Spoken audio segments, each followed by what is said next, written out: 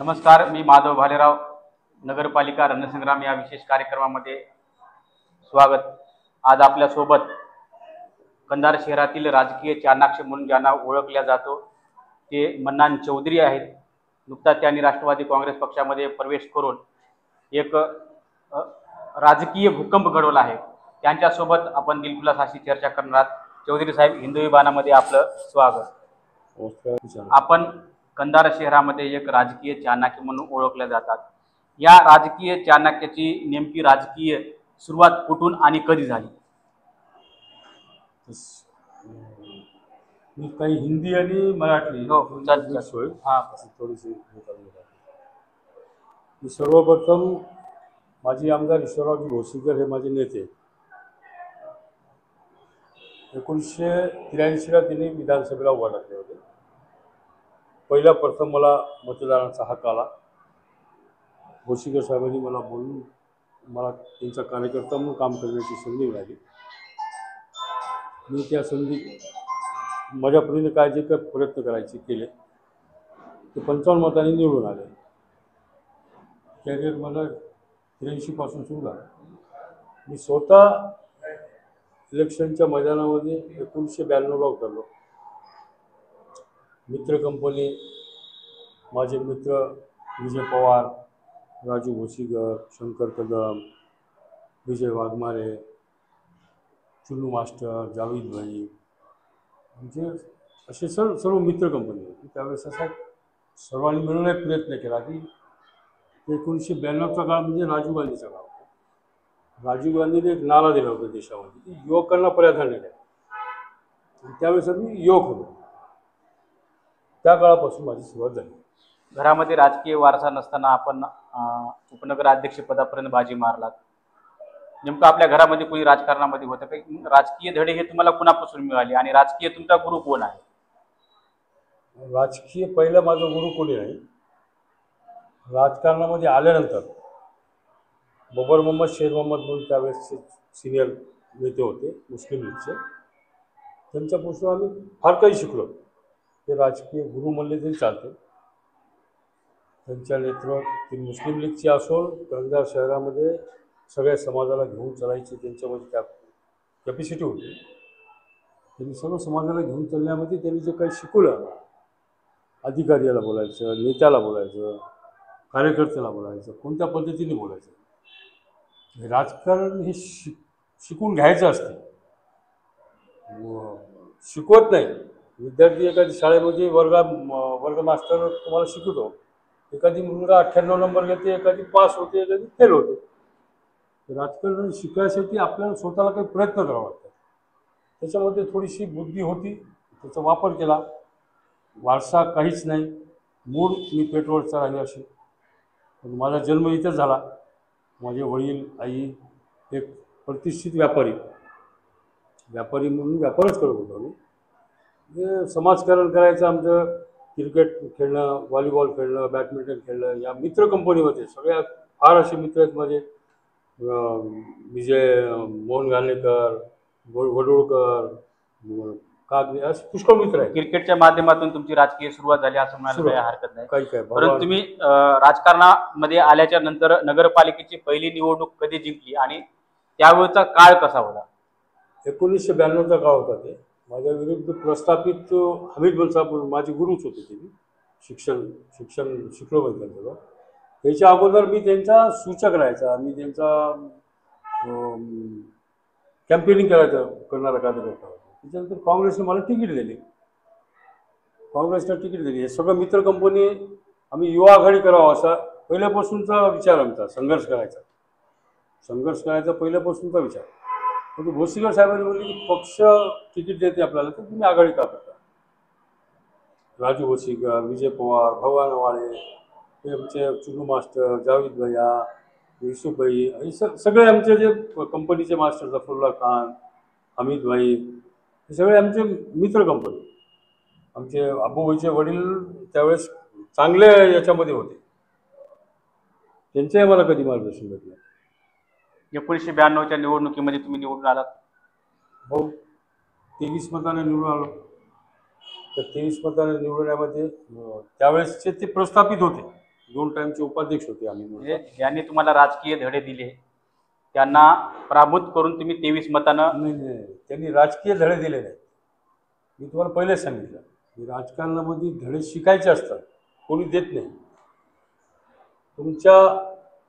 तुम्हाला ते उदाहरण त्यासाठी दिलं आहे. एक मास्तर विद्यार्थ्यांना शिकवतो, त्याच्यात पर्सेंटेज घ्यायचं की घ्यायचं नाही ते विद्यार्थ्याच्या मनावर आहे, कसे पर्सेंटेज घ्यायचे. 1992ला तुम्ही ज्यावेळेस नगरसेवक झाला त्यावेळेस काँग्रेससोबत तुम्ही किती वर्ष काम केलं? मी काँग्रेस पक्षाला इंटरव्ह्यू देते वेळेसच, यावेळेस आता 2025च्या सार्वत्रिक निवडणुकीसाठी आमचा इंटरव्ह्यू झाला काँग्रेस पक्षाचा. प्रामाणिक इच्छा म्हणजे काँग्रेस पक्षाकडूनच लढवायची होती. मी न्याय मागितला. 1992ला मी काँग्रेसच्या सिंबॉलवर निवडून आलो. अरविंदरावजी नळगे साहेब अध्यक्ष झाले. त्यांच्यासोबत मी 5 वर्ष काम केलं. त्याच्यानंतर त्यांनी आमचं वाटचाल आमची बघितली त्यांनी. त्यांचा त्यावेळेस काळ असा होता की नगराध्यक्षांनीच काम सांगायचं तर शिवणे करायचं, नगरसेवकांनी नगराध्यक्षाला काम सांगावं. आम्हाला ते आमच्या बुद्धीला ते पटलं नाही. मी नगरसेवक झालो, मला लोकांनी निवडून दिले.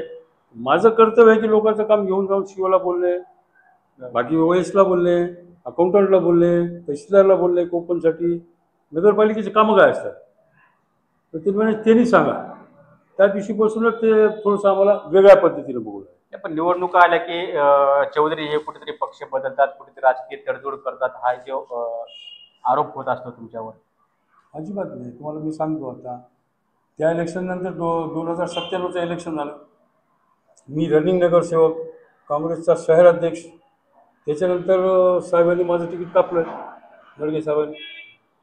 मी पहिलेच सांगितलं मी अन्याय सहन करत नाही. लोकांची सेवा केली, 5 वर्ष लोकांमध्ये मिसळलो, लोकांमध्ये राहिलो.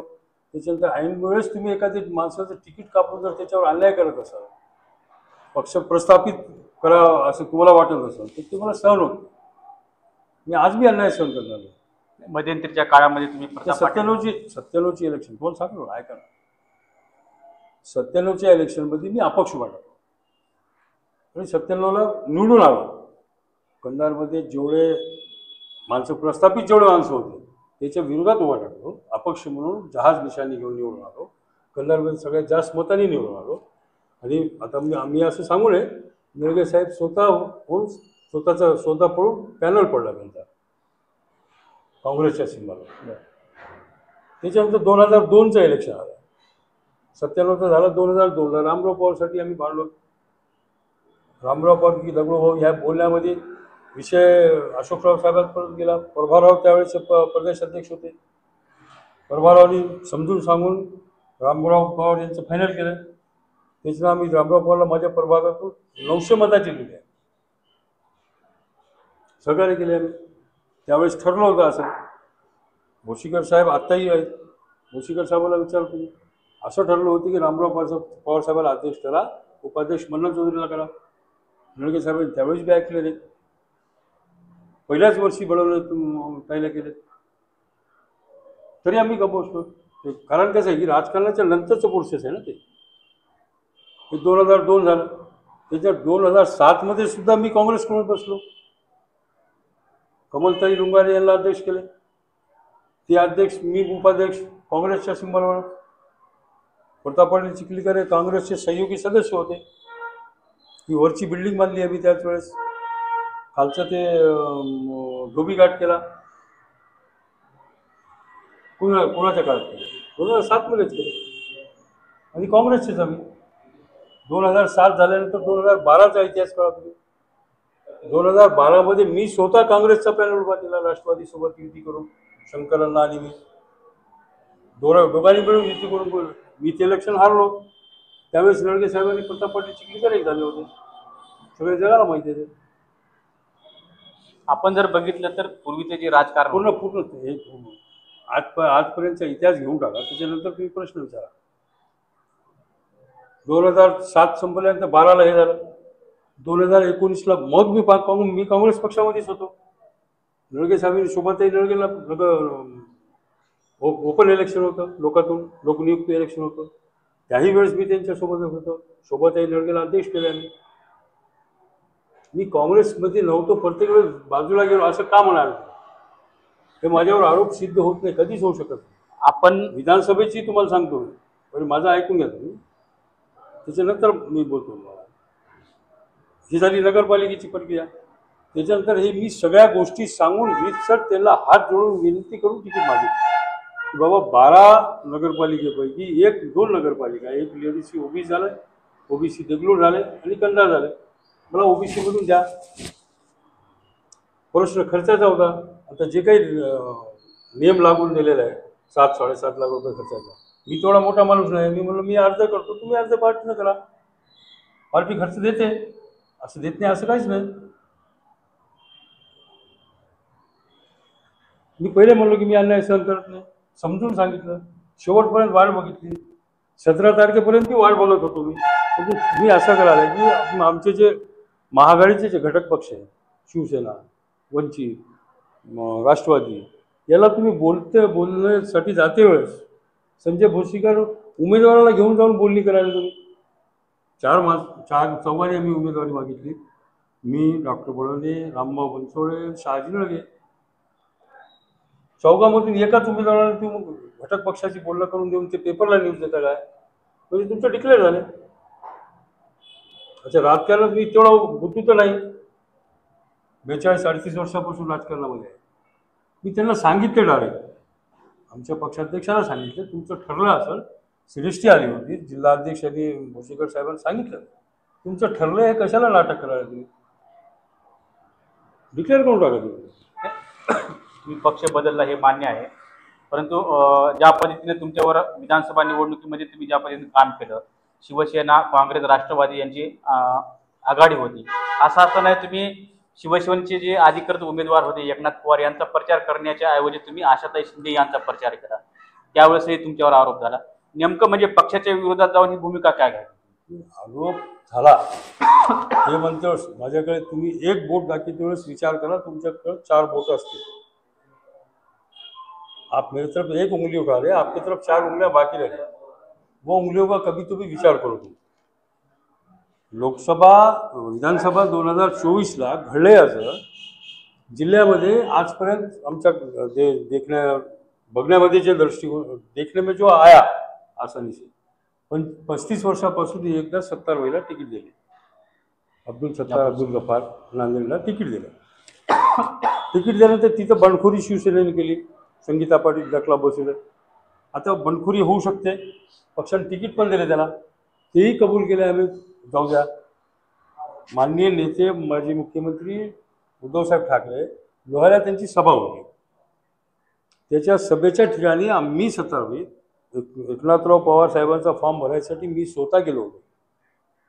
मुस्लिम प्रतिनिधित्व एखादी कार्यकर्ता पाहिजे म्हणल्यामुळे मी स्वतः गेलो होतो. पांडागळे साहेब, मी, मुक्तेश्वर भाऊ, असे 5 जण आम्ही स्वतः गेले होते. आम्ही त्या दिवशी सभेच्या ठिकाणी गेलो तर संगीता पाटील त्यांच्या बाजूला बसलेली, सत्तारवाई आम्ही खाली उतरलो, सभेला नव्हतो मी. बघा तुम्ही, प्रदेशचे माजी मुख्यमंत्री, शिवसेनेचे प्रमुख उद्धवसाहेब ठाकरेच्या सभामध्ये तुम्ही तर त्यांना जर घेऊन बसत असाल, विरोधी उमेदवाराचं काय काम आहे मग? आम्ही खाली उतरलो, सत्तारवाईने डायरेक्ट सांगितले आम्हाला की या आम्हाला साथ देणार नाही, तुम्हाला काय करायचं ते करा. आणि तुमचे शिंदेताई जे होते ते आघाडीचा बॅनर लावून फिरत होते. ते पण आघाडीचा कोणताही नेता त्यांच्या कोणताही नेता असं म्हणतो. आम्हाला एक राग होता, ते पहिला सत्तारवाईचा एक राग ते होता. त्याच्यानंतर आम्हाला असं कळालं की बाबा हे जे आहे RSSचा चड्डीचा माणूस आहे. एकनाथ पवार हे RSSचे ओरिजिनल आहे. त्यांनी पक्षप्रवेश शिवसेनेमध्ये भाजपमधूनच आले तर आले, आम्हाला काही घेणं देणं नाही. आता ते आले, आम्ही फॉर्म भरायला गेलो त्यांचं. त्याच्यानंतर तुमचे काहीतरी हे पाहिजे ना, आम्ही असं आम्हाला टॉर्चर करण्यात आलं, राजकीय टॉर्चर करण्यात आलं. आणि तुम्ही महाराष्ट्रात कुठेही बघा, असं पुष्कळ ठिकाणी असं झालं की काँग्रेसचं काम शिवसेनेवाल्यांनी केलं नाही, शिवसेनेचं काम काँग्रेसवाल्यांनी केलं नाही, राष्ट्रवादीचं काम त्यांनी केलं नाही. त्याच्यामध्ये एखादी माझ्यासारखा सामान्य कार्यकर्ता त्याला जर तुम्ही टार्गेट करत असाल तर माझ्याजवळ पुष्कळ त्यांचे निशाणे आहेत. मी तर पंजाच्या विरोधात अजिबात आजपर्यंत काम केलं नाही. मला कोणी म्हणणार आहे त्याच्यासोबत डिबेट करा, त्यांनी कवा कवा कोणत्या इसवी सणामध्ये कोणाकोणाचं काम केलं होते हे मी तुला टी व्हीवर डायरेक्ट डिबेटमध्ये सांगतो. कोण कुल्लू किल्लीचं काम केलं, केशवराव साहेबांचं काम कोण केले, मुक्कादम साहेबांचं कोण कवा केलं नाही, पांढरगडी साहेबांचं कोण कवा केलं नाही, नावानिशी सांगतो.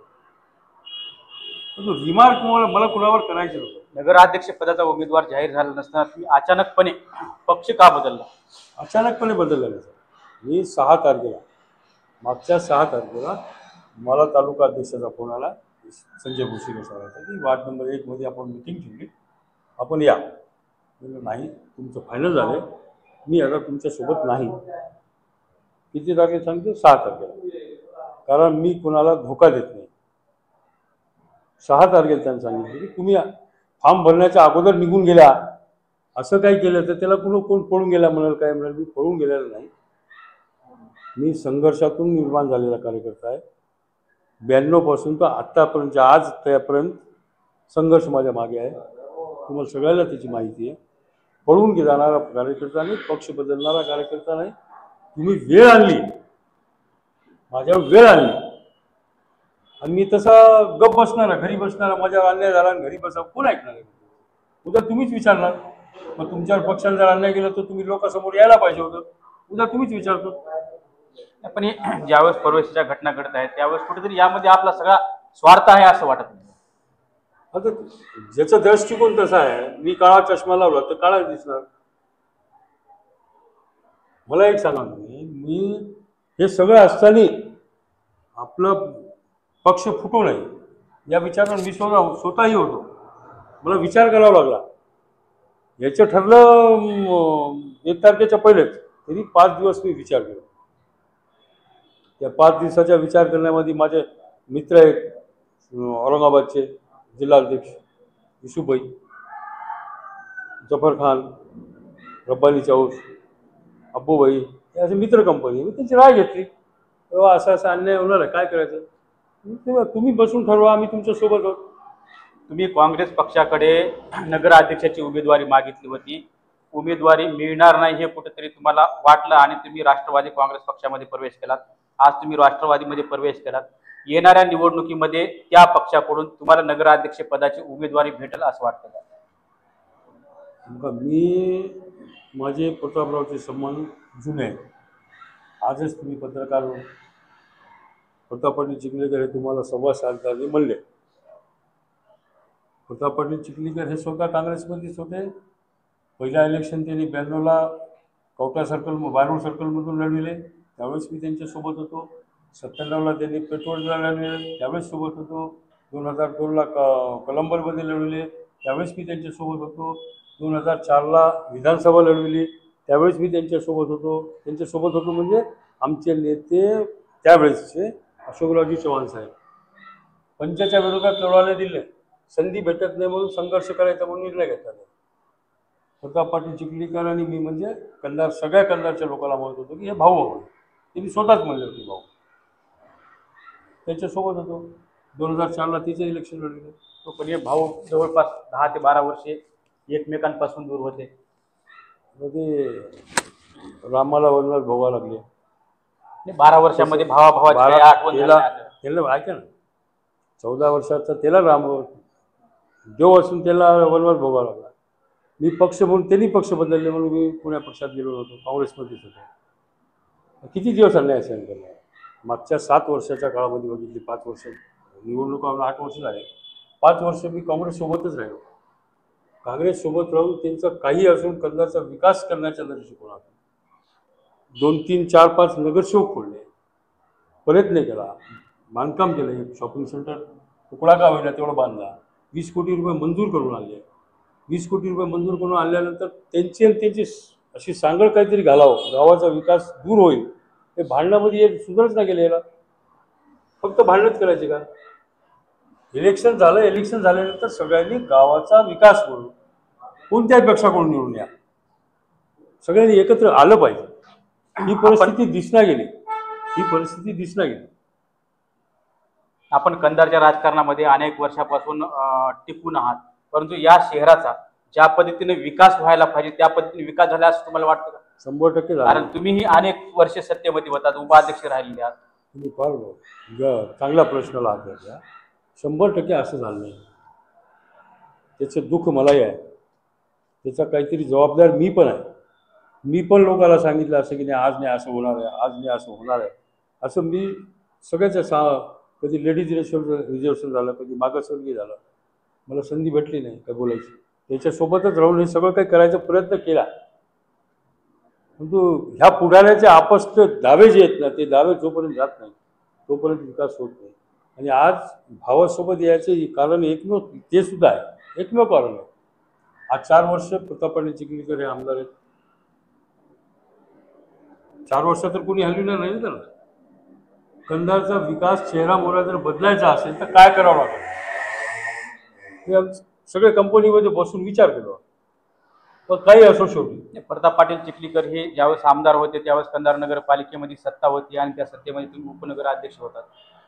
विकास करण्याची त्यावेळेस तुम्हाला संधी होती, त्यावेळेस का विकास? नगरपालिकेची बिल्डिंग बांधली, धोबीघाट बांधला, वॉटर सप्लायच्या योजनेसाठी. वॉटर सप्लायची योजना काय 2 वर्षातच झाली साहेब, प्रोसेस लागतो त्याला. हाजी सह्याचं हे असो की काय, आमची प्लॅनिंग पहिल्यापासूनच होती. 2004 मध्येच आम्ही 7-8 मध्येच आम्ही ते नीव रचली होती की ते असं बजेट लागणार आहे. शेवटी त्यांनी ते काम केलंय. मी सोबत नसताना सुद्धा केलंय. विकास आजच्या घडीला आणि पहिले मागच्या वर्षी गेलेत त्यावेळेस जे बजेट भेटण्यात गेले, आजच्या बजेटमध्ये त्याच्यामध्ये जमीन आसमानचा फरक आहे. बजेट पहिले तेवढे भेटत नव्हते, आज बजेट घ्यायला संधी आहे. सगळ्यात पहिला जर मुद्दा असेल आमचा, मी ज्या 2012च्या इलेक्शनमध्ये पडलो, त्या 12च्या इलेक्शनमध्ये 1-2 महिन्याच्या नंतरच आमच्या इथलं मार्केट उद्ध्वस्त करून टाकले नगराध्यक्षांनी. नगराध्यक्षाला डायरेक्ट पत्र आलेलं आहे की तुमच्याजवळ काही पैसे, आर्थिक व्यवस्था, मानसिक बळ आणि ट्रॅक्टर ते सामान काय आहे का अतिक्रमण काढायचं. चौधरी साहेब, आपण जे मार्केटचा विषय काढला, पश्चिम महाराष्ट्रातले नेते एखाद्या विकासाच्या संदर्भामध्ये राजकीय मतभेद बाजूला सारून एकत्र येत असतात, परंतु ज्यावेळेस कंधार शहरातलं मार्केट उद्ध्वस्त होत होतं, पडत होतं, व्यापारी लढत होता, त्यावेळेस तुम्हाला असं राजकीय पुढाऱ्यांना सर्वांना एकत्र येऊन व्यापारी वाचला पाहिजे असं कधी वाटलं नाही का? तेच सांगू लागलो तुम्हाला. दुर्दैव माझं असं आहे की त्यावेळेस पालकमंत्री होते DP सावंत, नगर अध्यक्ष अरविंदराव नळगे यांनीच नगरपालिकेचा कारभार बघितला. त्याच वेळेस ते मार्केट जे पाडण्यात आलं तेच चुकीचं होतं. आमचं मत होतं की महाराणा प्रतापपर्यंतचा रस्ता हे मोठा झाला पाहिजे. आज तुम्ही एवढा मोठा रोड करून तिथं काय परिस्थिती आहे तुम्हाला आजही माहिती आहे. फक्त दुकानच पाडायची हे विषय लक्षात ठेवून जर तुम्ही करत असाल तर चुकीचं आहे. 12ची निवडणूक मी हारलो आणि 1 महिन्याच्या आत ते मार्केट पडलं.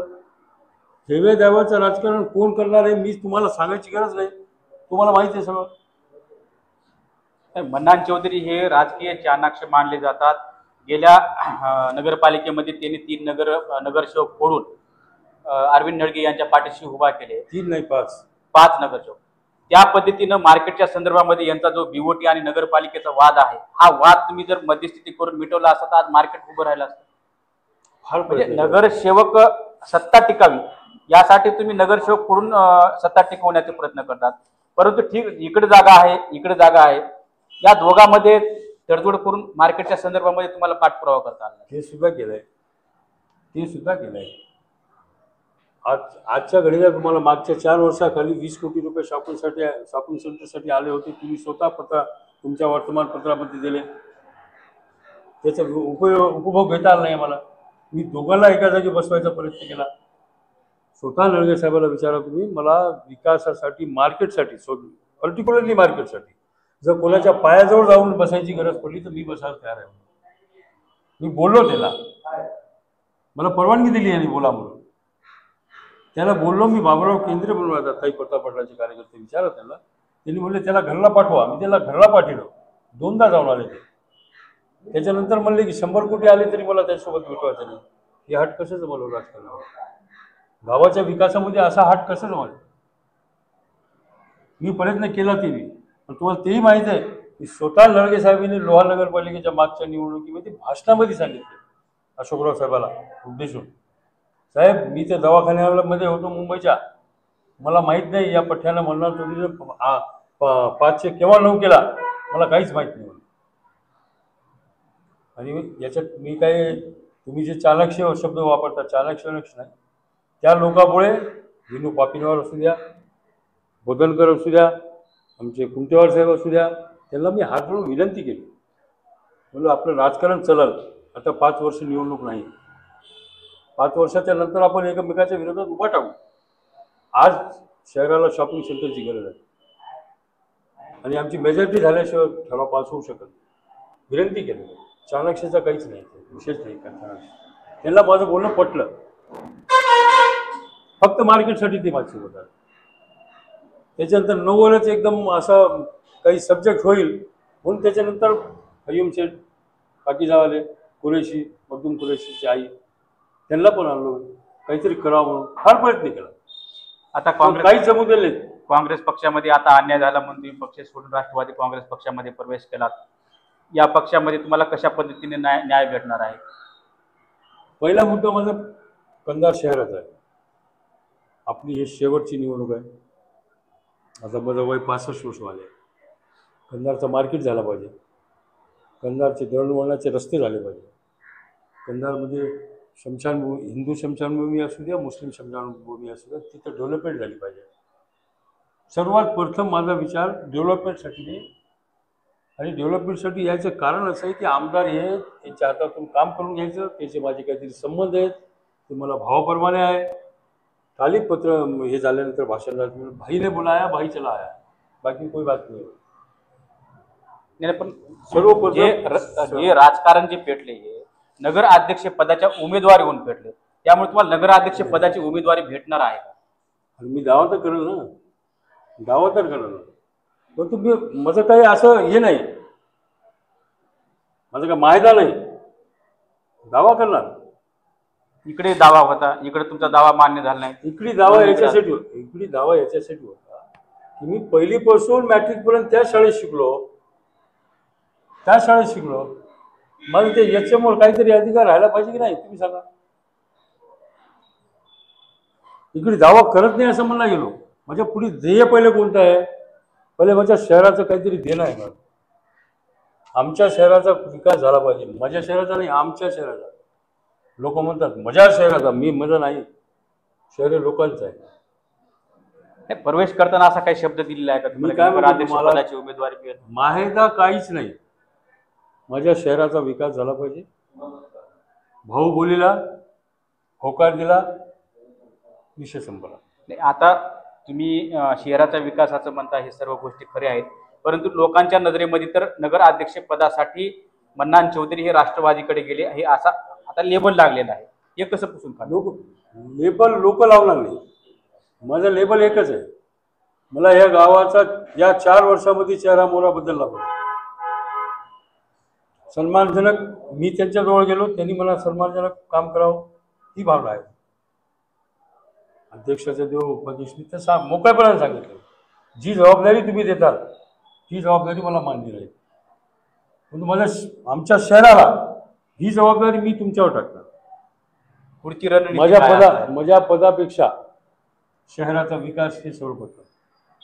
पुढची तुमची रणनीती काय राहणार आहे निवडणुकीच्या संदर्भामध्ये? राष्ट्रवादी काँग्रेस पक्षाला वर्चस्व आणणं, राष्ट्रवादी काँग्रेस पक्षाचा झेंडा फडकविणे,